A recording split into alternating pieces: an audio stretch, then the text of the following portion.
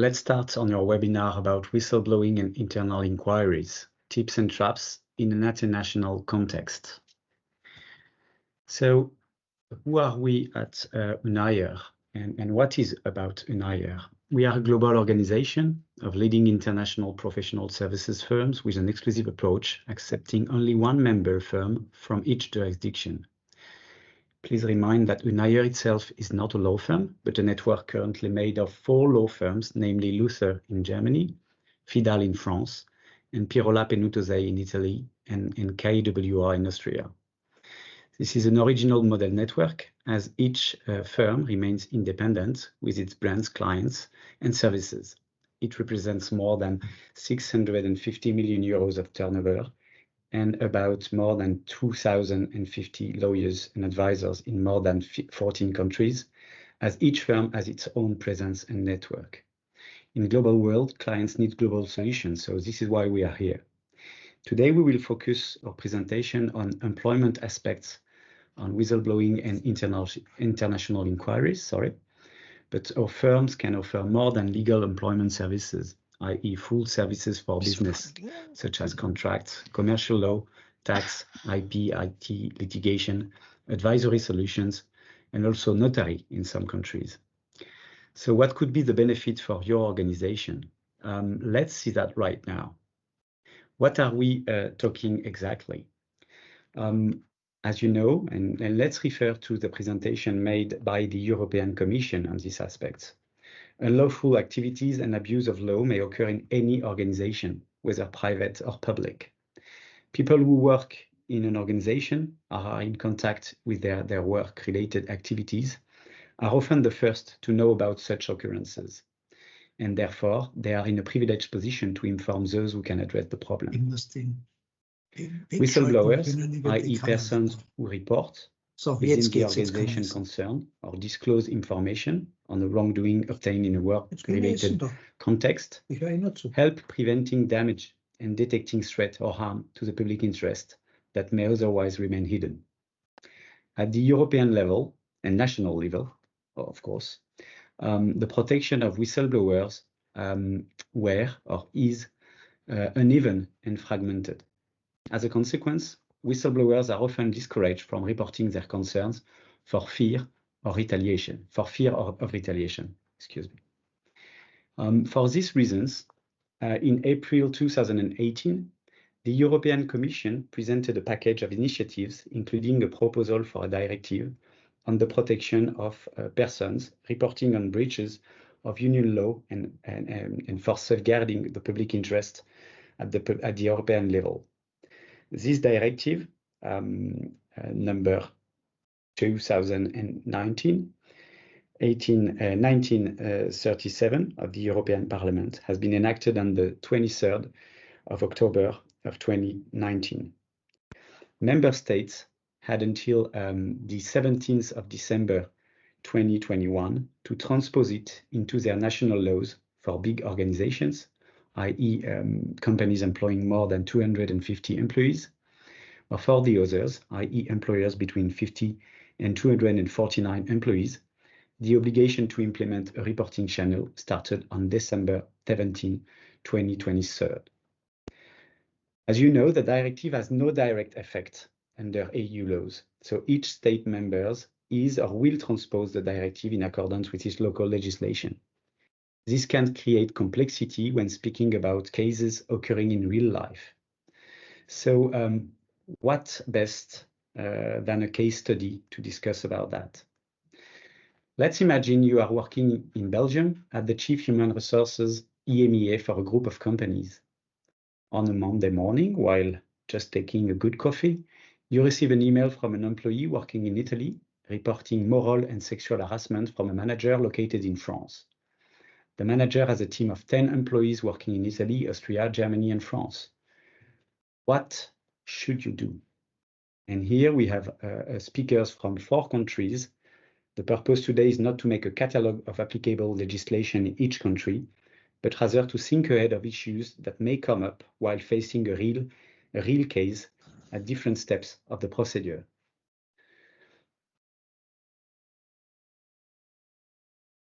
So let's discuss about what to implement in advance of an inquiry. And this will be made by Hans-Christian Ackermann from Luther in Germany. How to react to report by Caroline Ferté in France. How to conduct the inquiry by Marco Di Liberto and Ottavio San Giorgio from Italy, partners at Pirola. And then last but not least, Anna Mertens from KWR from Austria. Hans-Christian, the floor is yours. Thank you very much, Antoine. Good afternoon, everybody. As said, my name is Hans-Christian Ackermann. I'm a partner with Luther Law Firm, and I'm going to explain you something what to implement in advance of an inquiry. If you look to the case study, we are right, let's say, in advance. If you receive as the head of HR these thing Antoine reported on a Sunday or Monday morning, you should directly think about what should have happened before. And that is, as we all know, based on the directive setting up a reporting channel. What is this? It can be basically a technical tool to enable notifications, and the directive and the national implication of national laws provide for two different types of registration offices. This is one, the internal one, and the other is the external one. The internal one is run by the company, and the external one is run by an authority, so based on national law. We always recommend to our clients using a digital reporting channel because of various advantages. One is you can provide for access on all devices, and this is possible at any time. You are always up to date. That means you can consider updates based on current legislation or other circumstances. It enables you an anonymous reporting. This is not required by the directive, or at least for Germany, I can say not by the national legislation as well, but it helps a lot, especially we come to that a bit later in view of securing or being in alongside with data protection rules. You can provide for a comprehensive documentation, and if it is digital, you can also provide that the notification can be made in different languages. Quite often, English language will be appropriate. Can you do the next slide? Thank you. And what is this registration office about? It's a person who can take care of the reports. That's the idea. The person should take the message, the registration, and then decide what's the next step. And that can be either done in a single source, a digital way, plus a neutral body, which is we call it an ombudsperson, who is sitting at the back end. So front end, the message goes in, and back end, someone is finally dealing with it, what to do. Or you do it internally and using your own staff or personnel. In any case, conflicts of interest should be avoided. And you see here in the brackets, no person with HR responsibility, no works council member. This is not mandatory. So you can appoint, of course, someone from the HR department to be this registration office and to deal with the notifications. However, you can imagine, and we have that presented by my fellow colleagues, depending on the next steps and the next steps in course of your, let's say, dealing with the report, it is possible that a conflict of interest will occur, and that is then a problem you have to deal with. Therefore, not appointing these persons may provide for relief in view of the later actions you will take in course of the notification. In any case, the person handling the matter should have a certain level of expertise. And that's the tricky thing is, are you going to think about a registration office, a unique one in a group of company? The directive is not saying anything to that. In Germany, for example, it is accepted based on the predominating opinion. So you can, in a group of companies, have just one registration office being competent for the whole group. I know from other countries it's at least disputed. However, if you do that, a multilingual options is mandatory, because if you have an international group, for example, with 10 countries, 10 European countries involved, then the notifications must be done. It must be possible to do it in at least 10 official languages. And then here at step 3 or point 3, you see ensuring that no reprisals are taken.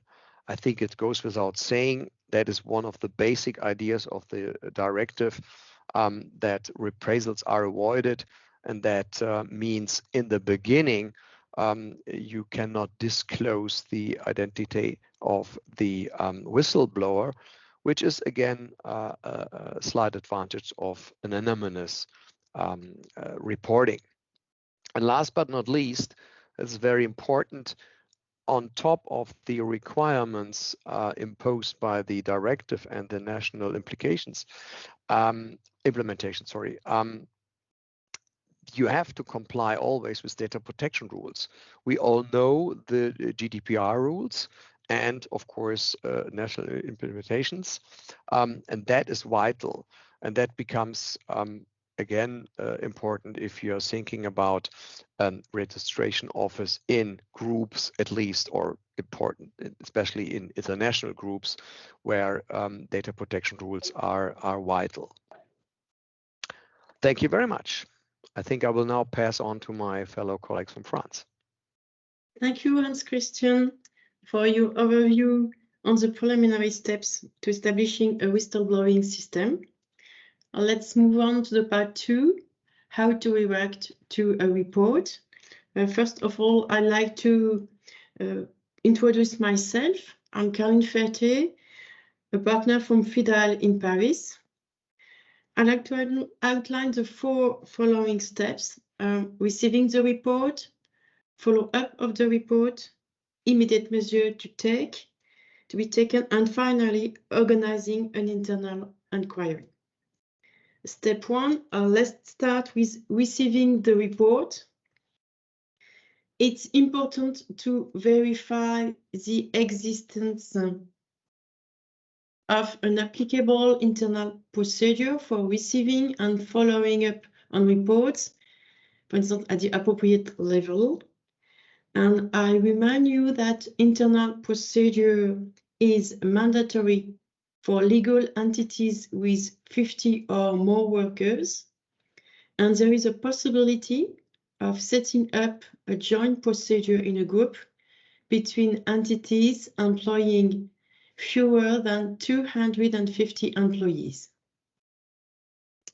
Perhaps I should start reminding you that even if many companies have not yet implemented an internal procedure, it is however important to do so, particularly to avoid the risk of an external report, or even worse, a public disclosure via social media, with a potential impact on the employer brand and harm to the employer's image.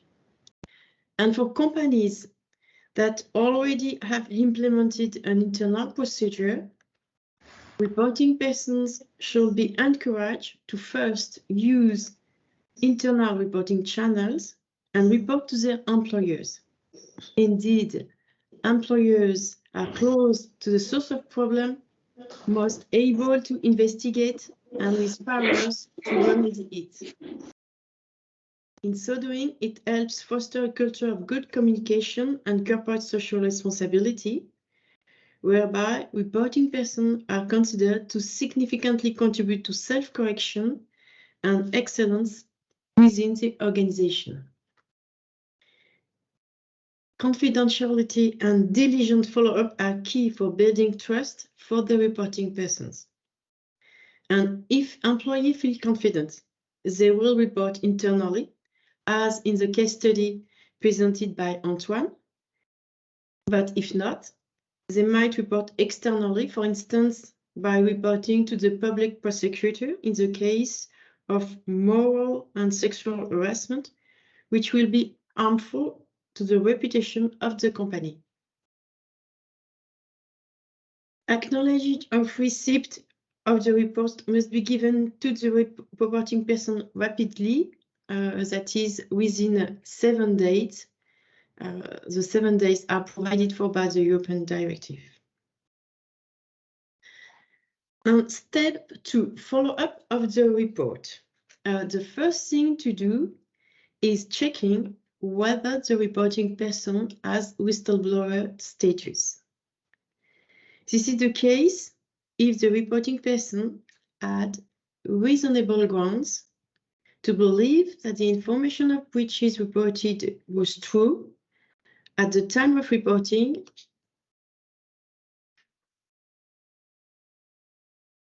even if afterwards the facts prove to be untrue.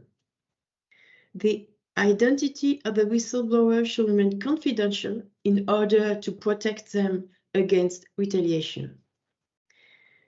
And also, the reporting person is protected by Article 10 of the European Convention of Human Rights, which guarantees the freedom of speech. This is why, if an employee reports moral and sexual harassment in good faith, it cannot be sued for public defamation. And please note that potential whistleblowers are not limited to employees, but can also include people who come in contact with the companies through their work-related activities, such as service providers, distributors, suppliers, and business partners. The second thing to do is checking whether the facts are as such as to merit an investigation. Sometimes it could be necessary to request further information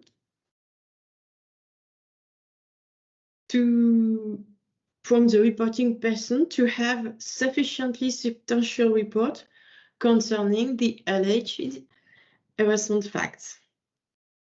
And the third thing to do is to inform the reporting person of the launch of an internal inquiry.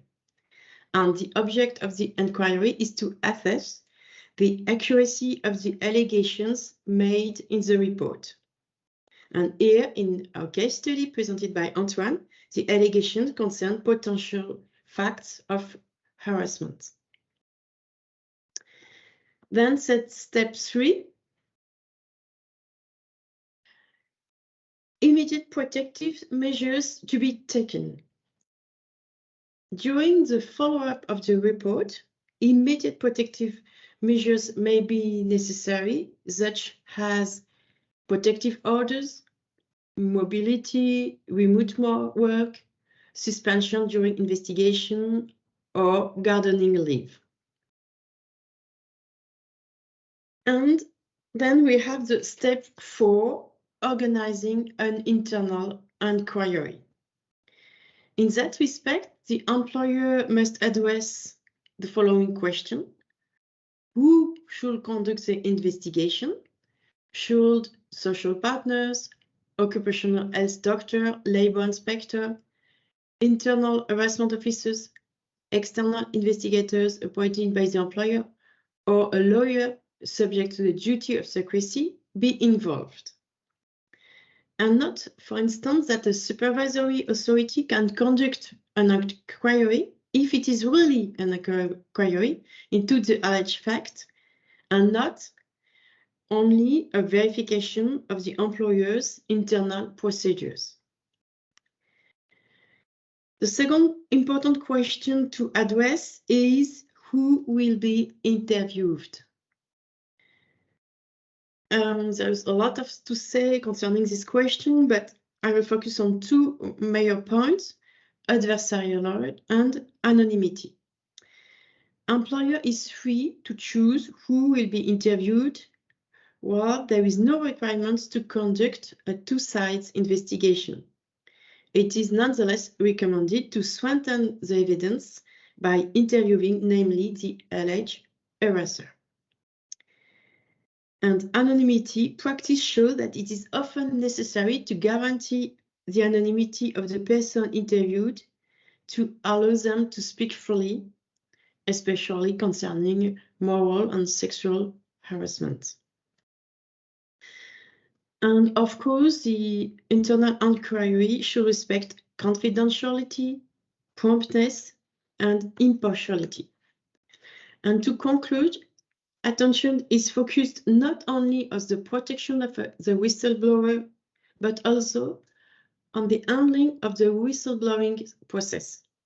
And finally, in France, under the employer obligation to protect the health and safety employees, case law requires the employer to organize an internal investigation when an employee complains of harassment, and an employer who fails to organize such an inquiry is in breach of its safety obligation. It's a motivation to set it up.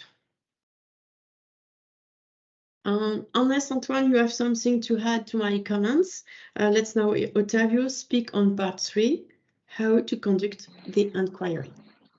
Thank you, Caroline. And maybe we shall just mention that if you have any question, we will remain time at the end of our presentation just to raise anything that could have been unclear today. Thank you, Caroline, and Ottavio, it's yours. Yes, thank you. Thank you, and good afternoon, everybody. My name is Ottavio San Giorgio, and I'm a partner of Pirola Pernuto Zei. And I'm here today with my colleague Marco Di Liberto, who will speak right after me about how to conduct the inquiry. But first of all, I just wanted to let you know that in Italy, we have implemented the directive last year. And our local legislation set out some important principles that are worth mentioning. First of all, about reporting channels, our local legislation provides that these must be activated after informing the trade unions. This is mandatory, although the trade unions may or may not respond to this request, but in any case, it's mandatory to send them a notice to let them know about the activation of the reporting channels.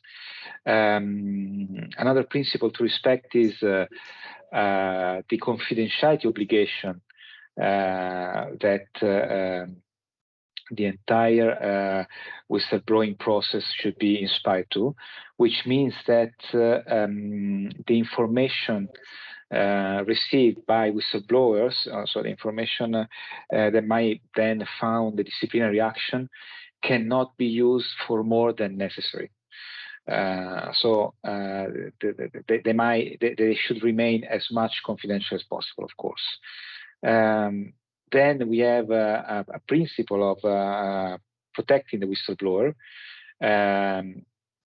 So protecting his anonymously and from disclosing his identity, in particular if following the whistleblowing activity or report, the company wants to start a disciplinary action against someone based on the report. And the general principle is that this is not it's not possible to disclose the whistleblower identity unless strictly necessary for the right of defense of the person that has been investigated and subject to the prior consent of the whistleblower. And then, of course, as mentioned by my colleagues before, a prohibition of retaliation, which of course means not taking measures or anything that might be detrimental for the whistleblower, only because of the notice or the report that they made. In this, I mean, the consequence of violating the above four principle here explained, and for example, the lack of prior notification to the trade unions constitutes anti-union behavior, which may give the right to the trade unions to bring a claim against the company, a claim that might be, I mean, very detrimental for the company's image, and so from an image perspective, very bad for a company. Then, about the violation of the prohibition of retaliation, any act taken in violation of this principle would be considered null and void. So, for example, a dismissal. And as a consequence, the judge will take all necessary measures to ensure protection to the whistleblower, like compensation for damages or reinstatement in case of a dismissal. This is important to remember because in case of a dismissal of a whistleblower, even if the dismissal is not, of course, the dismissal will never be based on the whistleblower report, because a company will never write a dismissal letter saying we dismiss you because you made the report. So they will probably allege objective reasons. But the whistleblower may claim that in reality the real reason for his dismissal is the report that he made. And in this case, there is a presumption, and the burden of proof is on the company. So there is a presumption that the dismissal is in reality based on the report of the whistleblower, and the company has the burden of proof, I mean, to prove the contrary. So Ottavio, it's very... Ottavio, just a quick comment about France. It is not even possible to refer to the whistleblower and the report in a dismissal letter. Anything to the contrary will be judged null and void. So this is good to know. Exactly. Thank you, Antoine. And so we need to be careful with this, because, for example, maybe the reason of the company is a real restructuring or reorganization, but if in the net of the reorganization falls an employee who made a report like a few weeks before, he may claim that the real reason is a report and not the reorganization. So it's a bit tricky situation that might create. And then on top of the judge's remedies, we have an authority in Italy that may establish that the retaliatory nature of the act, and fine the company with a payment between 10,000 and 50,000 euros. Okay. Then, regarding the people who may manage the inquiry, here we have, I mean, our local law indicates 3 options, basically. This could be an in-house individual, which is usually an internal auditor or someone from the compliance function or the legal function, or even an HR, which is quite common in Italy. Or it could be a specific office created internally, like an internal committee or the supervisory body called Organismo di Vigilanza, or an external body that must have specific knowledge and resources that guarantee the adoption, of course, of technical and organizational measures to ensure respect for, again, confidentiality, data protection, and secrecy. And I leave it to Marco continue. Thank you. Thank you, Ottavio, for your speech. Thank you for focusing on these topics. I will follow up this meeting in order to recall your attention on other profile on how to conduct the inquiry. The first thing to evaluate is the report. The report has been received and its admissibility has been verified. Of course, we should focus on the purposes of the investigation. So at chapter 1, we have highlighted which are the purpose of the investigation. The investigation are based on activities that are aimed at acquiring information over the matter. So acquire some details on the facts that have been reported by the whistleblowers in order to evaluate carefully them and have all the elements in order to check whether these facts can be irregularities or illegal acts. And then involving the company structure of the company, like, for example, as Ottavio said, organismo di vigilanza, supervisory body, and performing also hearings of internal or external parties. Hearings may be based on calling a person who could be aware of the facts reported by the whistleblower, that could be heard by the supervisory bodies in order to acquire element important for the completion of the procedure and of all the facts to be evaluated. Of course, internal or external parties depends on whether the reporting channel has been assigned to an internal bodies of the company or to an external party. What to do at the end of the investigation? The investigation, the activities end with an evaluation and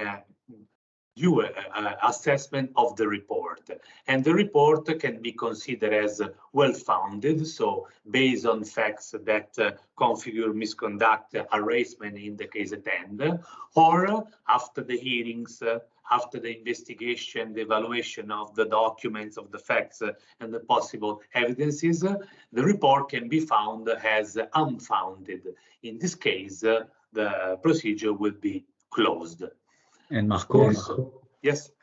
Sorry to interrupt a bit, but No I think it's important to note that very often we conclude a report by saying the fact we have discovered do not allow us to conclude to harassment. We are not saying that there is no harassment, but the facts at hand do not lead to conclude to harassment. It's slightly different, but it's the same conclusion, I think.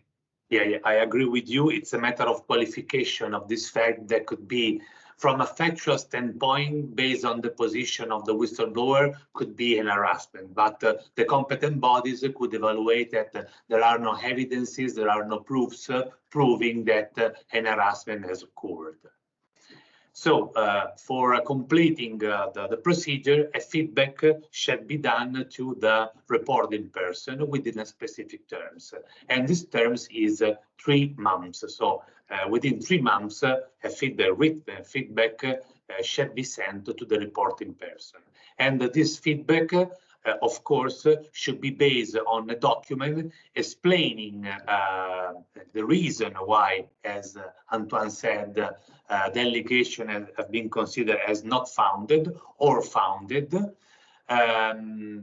determining the grounds for the report, so the evidence, the document, the allegation evaluated by the competent bodies, and forwarding these elements to the competent bodies of the company.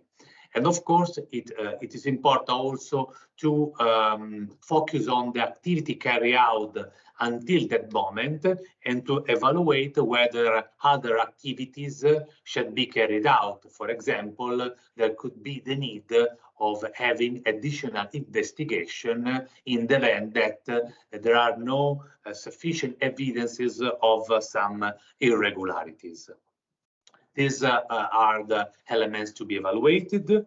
I've completed my speech, so I leave the floor to Anna Mertins, who is partner at KWR. Thank you very much.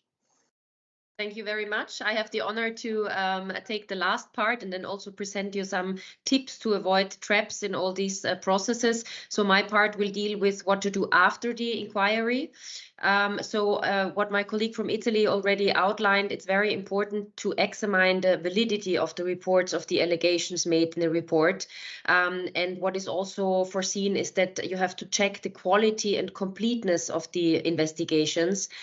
We usually recommend to do this in writing. There's no absolute clear rule on this that all the report has to be in writing, but we usually do recommend to have an appropriate, complete documentation where you can assess the quality and completenesses of the investigations, of all what you did, of having notes, of having meeting notes. This is also very important to really have a structural approach throughout all the inquiry, and to have the possibility to include this in your report. And this final report, which you should do after the inquiry, is very important, and you must make sure that it complies with the subject of the investigation and that the issues were adequately and sufficiently considered.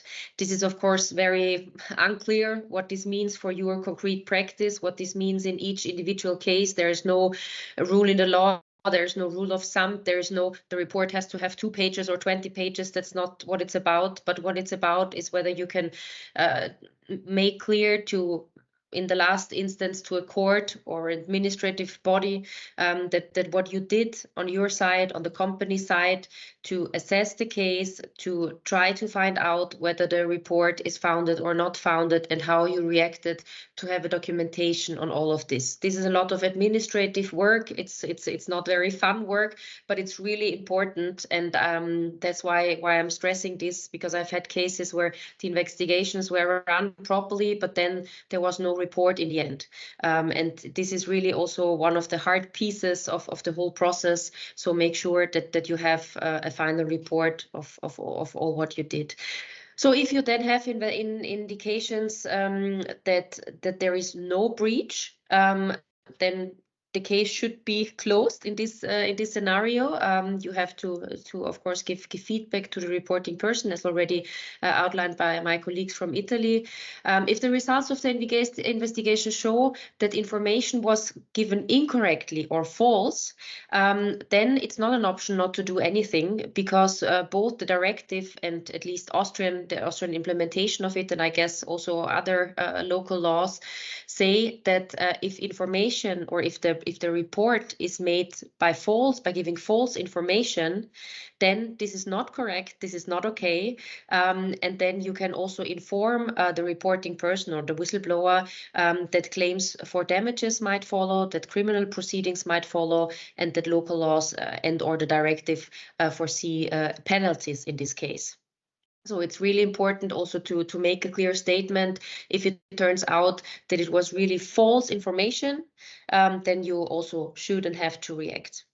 If there are indications of validity of the report after the investigation, so if a breach obviously took place, the next step is to decide on which follow-up measures are taken and then to implement them. If you could go to the next slide, please.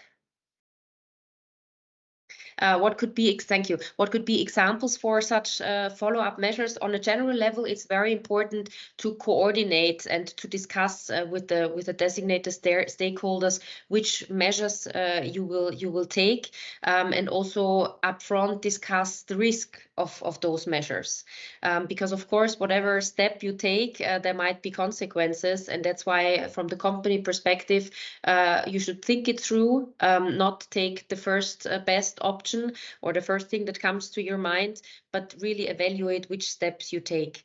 Under employment law, there are several possible measures, which of course are different in each country, and also the prerequisites and the deadlines and then the wording might be different. But overall, in almost all countries, warning letters would be possible, offer mediation to the persons involved, of course on a voluntary basis. If this is not successful, or if it's not appropriate, then consider termination or immediate dismissal or other forms of termination of the person concerned. And then you might also think of filing a criminal complaint. Please handle this measure with care and also consult with criminal law experts, because as you certainly all know, it's not okay to file a criminal complaint if there are no hard facts on it. So you can just file it if you think something happened, but you don't really have any serious proof. Apart from the concrete measures that you should take, and which ones you take really depends on each individual case, I also think that it's very important to then make kind of a wrap up and think of what went wrong, what went right. Identify weaknesses you have maybe had, because with each case you will see that the system, the process, the structure gets better. So even if you complied with part 1 to 3 and also the beginning of my part 4, it might well be that still the system needs improvement. There is not the one and only perfect system, otherwise everybody would just buy this and implement this and have no further problems.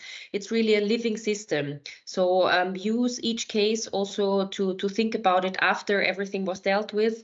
Maybe if you have a lot of reports, create statistics on this to find out where the system needs improvement, where maybe also the company itself needs improvement. So also invest some time in doing the after work after the concrete inquiry has been dealt with. And then at the end of our presentation, before we eagerly listen to your questions and can hopefully answer them, we put together some practical tips. It's a bit a summary of what you heard in the last 45 minutes. The very first and very important tip is time is of essence. You have heard from colleagues that there are mainly two different timelines, or two different the times that you have to comply with. Is it 7 days to confirm receipt, and then the 3 months to give feedback. And just for the matter of completeness, also if you don't give acknowledgement of receipt within the 7 days, the 3 months still apply, and then it's the 3 months after the expiry of the 7 days period. So you can't avoid or postpone the 3 months period to give feedback by just not acknowledging receipt. That's also very important, because I was asked this once by a client. So time is of essence. Make sure that your internal system has all the timelines in the background, that you maybe also receive reminders so that you don't miss the timelines. A very interesting aspect also is in the international context, if you have a group-wide whistleblowing system. We haven't dealt with this in detail due to time constraints we have here, but this is a very interesting topic as well. And it is possible to have a group-wide whistleblowing system, but it's very important that you then look into all the local legislations of the member states or states involved in it.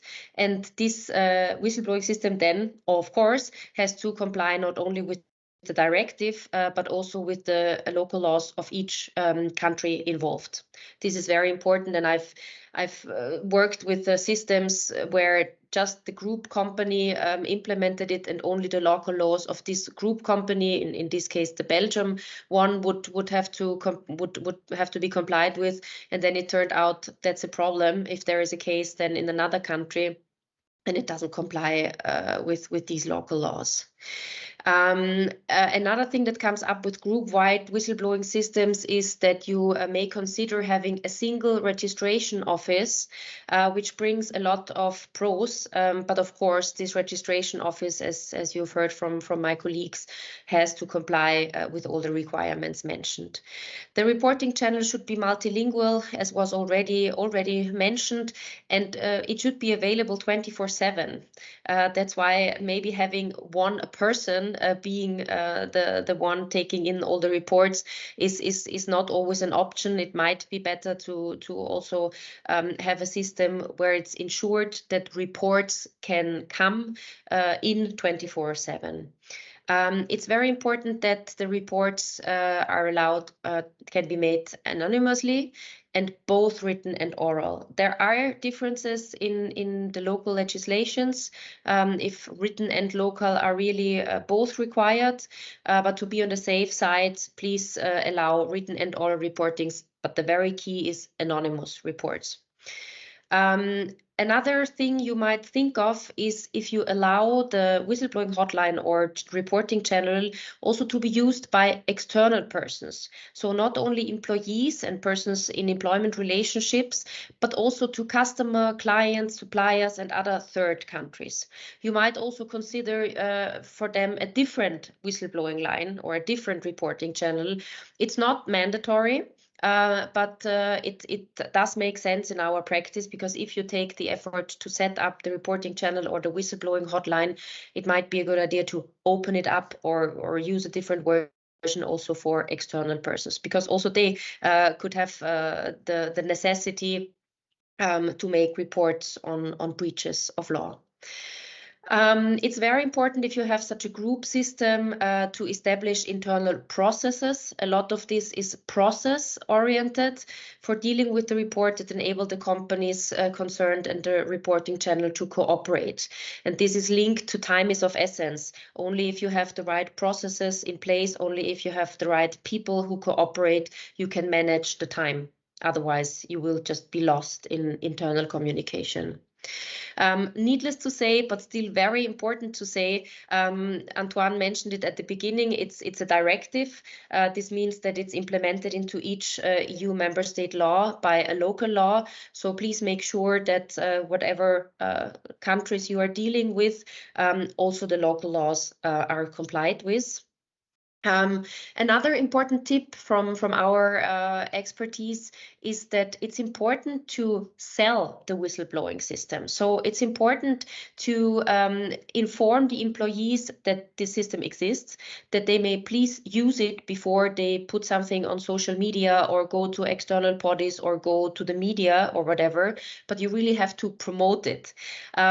This is not so easy because on the other hand, you shouldn't encourage people to make false statements or just to make statements because they don't like working with somebody else or they don't like their manager. That's also not the aim of this whistleblowing system. So we think that communication and presentation and trainings on usage of the whistleblowing system or the reporting channel has proven to be really helpful. So we really recommend trainings for the employees, for the users of the reporting channel on how to correctly use the system or the hotline.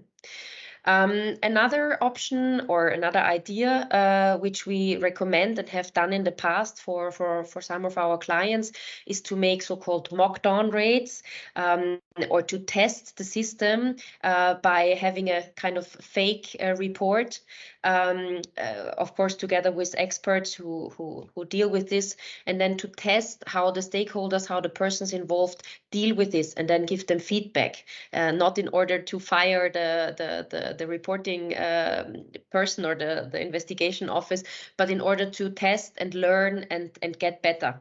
That's the main purpose of it.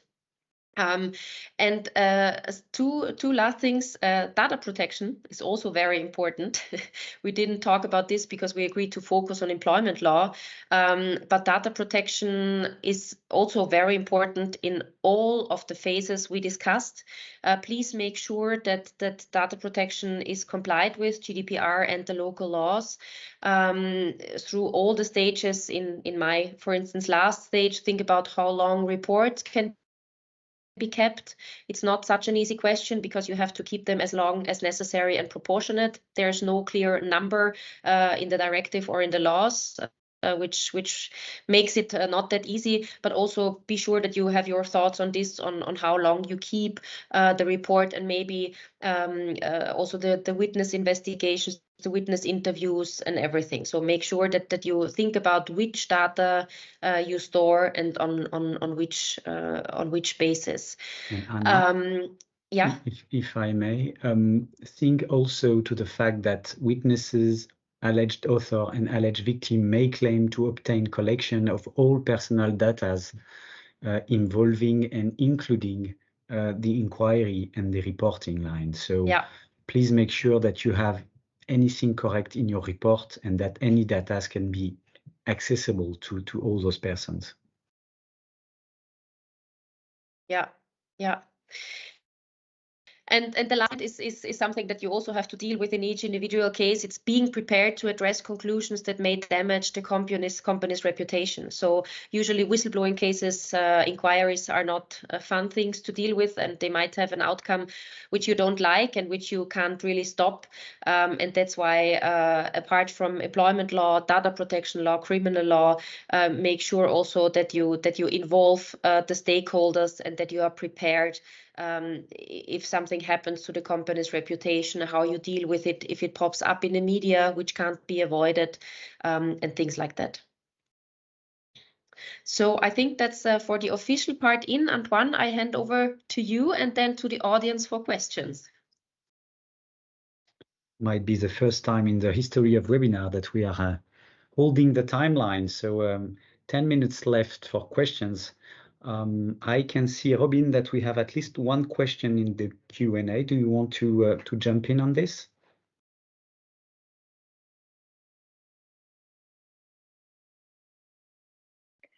Yes, we have a question from Ilya, who is saying that reports, information, and identities of whistleblowers must be treated confidentially by the appointed persons and possibly other persons necessarily involved in the case. In case of internal handling, IT administrators may have access to the documentation. Is there experience on how to handle this in terms of compliance? I think answering from a German point of view, we have experience in so far that we try to cope with this because there's a dual obligation to keep secrecy. One is based on the data protection rules, and the other is based on the whistleblower hotline, the directive. And what we do normally is really impose or repeat this obligation towards these IT administrators and everybody who is dealing with this, because to be honest, it's from a practical point of view, it's an unavoidable option for IT to get knowledge of anything they want, although they may not do, and therefore we impose this obligation or we repeat it. And also, the question is about IT administrators, but it could also involve the management, corporate officers. So I think we need to be very careful and, generally speaking, include in the contracts a reminder of confidentiality obligations, and more specifically, draft specific covenants for ITs, for HRs, and any specific departments that could be involved in handling sensitive information and sensitive data. And another question, does a whistleblower always have to report to the internal reporting office within the group, or can he and she report directly to an external body, such as the authorities, instead? Also jumping in, not only from a German point of view, but the German implementation and, to my understanding, the European directive does not provide for any obligation to use internal reporting channel first before approaching external registration office.